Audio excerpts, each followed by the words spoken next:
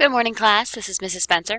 Hope you guys had a nice vacation. Unfortunately, I am not in class today as I'm in meetings for the day, but Mr. Sanders will be taking care of you today. So I just want to go over the assignment.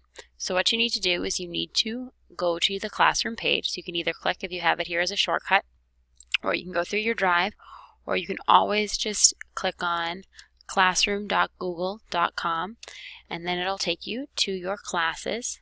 So you want to click on STEM Day 3. And on the very top of your stream here, you'll see the assignment. So today's assignment is materials notes. So in class, you're going to use this 2-column notes to take notes on these 2 websites that I have here for you. So what you want to do is you're going to click on materials notes. So it'll bring you to your work. So I'm logged in as a student, so this is exactly what yours is going to look like.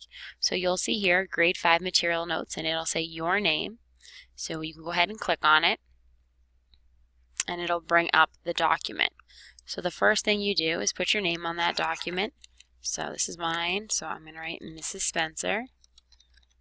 And the question we're thinking about today is, what are structures and goods made out of? Okay, so feel free to put an answer there. We'll discuss it when I'm back in class on Friday. And then what you're going to do is you're going to click on the link for Characteristics of Materials activity and the Big Materials Lab. And as you try each of the materials listed, you want to take some notes. So in the Characteristics of Materials activity, when you click on it, it's going to bring you to a page like this. You can go ahead and click on full screen if you want to so you can see it better. And in here, you're going to be in a workshop, so you're going to be able to test the different materials. So you'll go through the materials, so you'll bring metal up to be tested. You can see, is it waterproof? Then you can test to see if it's transparent. You can see through it, is it flexible? And is it strong? So as you can see on this one,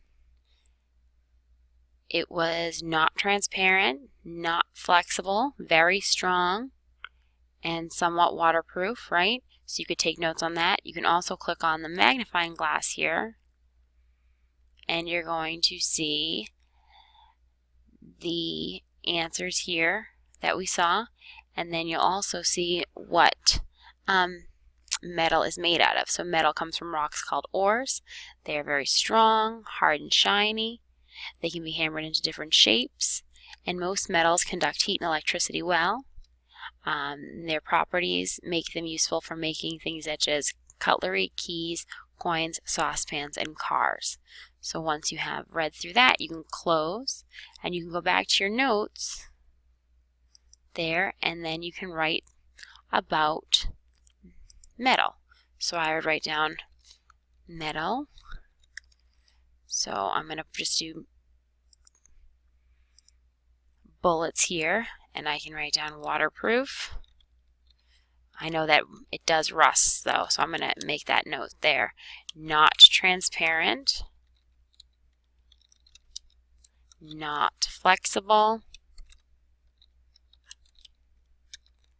very strong, made from ores, used for cutlery, steel building. And then I have some notes there. So then I would go back and I would do the same thing for the other materials: paper, fabric, rubber, glass, plastic. Okay? And once I have all of those done, feel free to take the quiz, or you can try the workshop as well. Now the other thing you're going to be doing here is there is the Build Big activity, so you can click on that, and that's going to take you to this material lab. So now some of these were ones we saw before, like plastic, but others are different. Now remember, steel, cast iron, and aluminum are all examples of metals. So if you want to include those in your metals notes, that's what you'd want to do. And on this one, you're just going to click on wood, and you'll be able to see how it does in compression and how it does in tension. It gives you the properties down here, the pros and cons, and what it's used for as well. So using this information, you could then go into your notes and you're going to write down some things you learned about wood. Okay, now these are your notes, so there's no real right or wrong answer. We will go over these. If you have time, you can go ahead and try to define the vocabulary terms down here. My guess is, though, you're only going to be able to get through this first section, and that's perfectly fine. I want you to just make sure you're utilizing your class time so you can get as much done as possible, because as I said, on Friday when I'm back in class, we'll discuss these different materials, and hopefully we'll start to talk about those different properties as well. Okay?